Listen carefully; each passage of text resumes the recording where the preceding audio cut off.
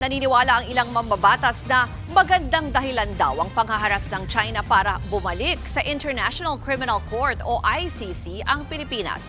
Para sa ibang detalye, nasa linya ng telepono si Marian Enriquez. Marian, bakit daw yan ang sinasabi nilang magandang dahilan?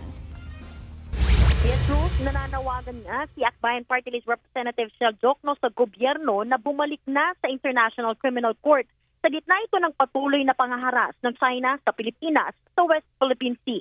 Tingin ni Jokno, malaking tulong ang pagbalik ng bansa sa ICC sa ating paglaban sa agresibong mga hakbang ng China. Kung miyembro raw tayo ng ICC, pwedeng maghain ng reklamo ang bansa tungkol dito bukod sa paghahain ng diplomatic protest. Sinabi yan ni Jokno matapos nga yung resolusyong inihain ng West Philippine Sea Bloc, kabilang dito nga yung mga miyembro ng Liberal Party at Akbayan Reform Bloc. Para udyokin ang ehekutibo, kabilang na nga yung Department of Foreign Affairs na maglabas ng resolusyon sa United Nations General Assembly para hilingin, galangin ng China ang 2016 arbitral ruling tungkol sa West Philippine Sea. Narito ang pahayag ni Congressman Jokno.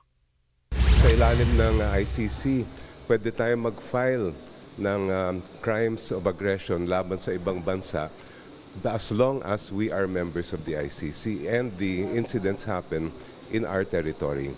So, panawagan din sana natin sa ating executive department, bumalik na tayo sa ICC.